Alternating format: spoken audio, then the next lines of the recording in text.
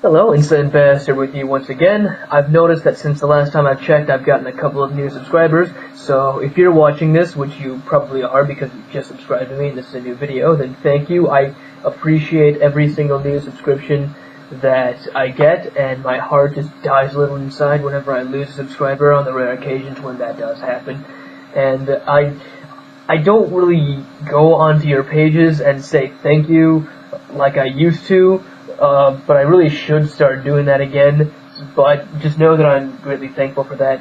And I do have one question to all of my subscribers, such as they are, and that is, what time do you guys want me to fucking post my videos at? I mean, because I do want to get views. I mean, I do want at least those people who are subscribed to me, and obviously other people as well, to fucking view my videos, look at them, and submit their opinions and whatnot. So, but I do also realize that if I post my videos at the wrong time, then people are going to log on later and not see it in the description box because, or in the subscription box on their front page on YouTube, because a lot of people, other people that they're subscribed to, will have posted videos by then at a more convenient time. So I want to know the answer to that question. But that's not what this video is about. To get to the real meat and potatoes of this video, I would like to first ask, can God create a dick so big that his ass can't take it? Partially I just did that to piss off any religious people who are watching, but it does also partially relate to my video. No, this is not going to be a video on religion. This is instead going to be a response to Conference Report and his recent video on determinism. I happen to be a determinist myself, and I've noticed that there are a few of my favorite YouTubers who have been making the occasional video on this subject, which is why I'm happy to contribute.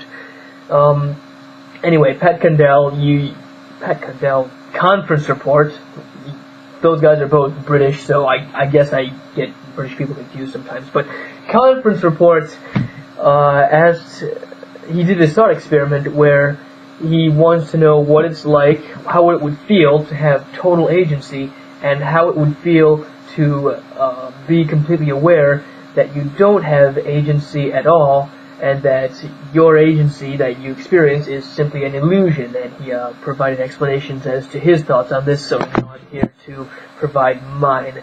But this isn't really going to be so much an explanation of how such things would feel.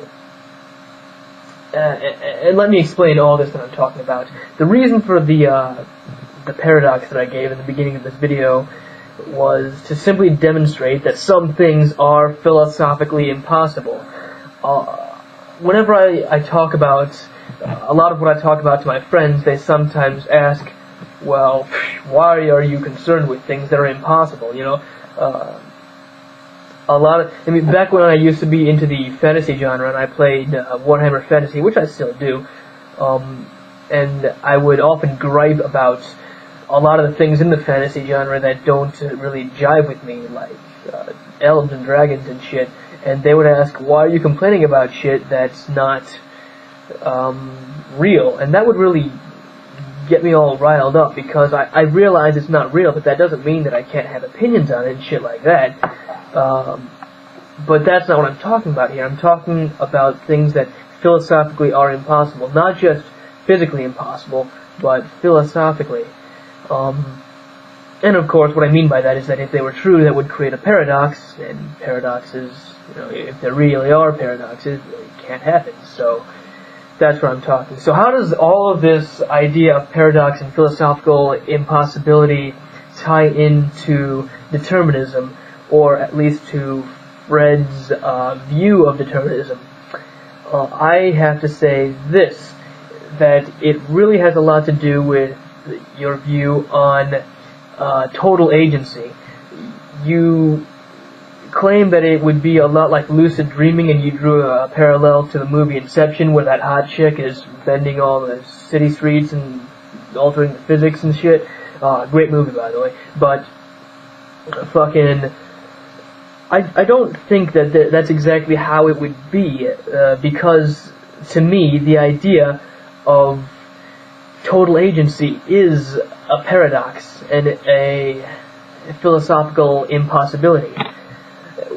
Even if you had whatever you would call total agency, whenever you made a decision, there's still an inevitable aspect to that decision.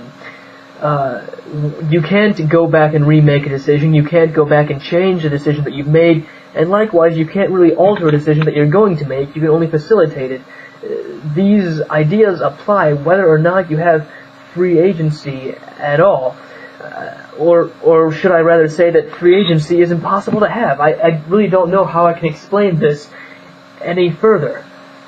To be in total control of something is, I guess in some ways an illusion, and in some ways not. I really like the idea, Fred, that you put forth that has to do with you of course are running on a track, but that track is completely made up of your choice.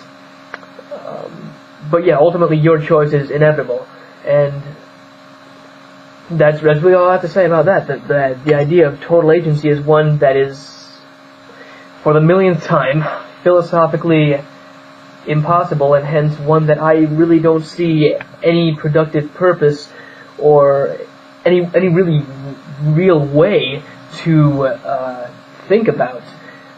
I don't see how it's possible to think about that kind of thing. And next is your question about realizing that your agency is an illusion and that you're really along for the ride. And you think, for some reason, that would be a lot like feeling like a passenger in a car. And I find some contention with that. First of all, if you felt like you were a passenger in a car, then you would feel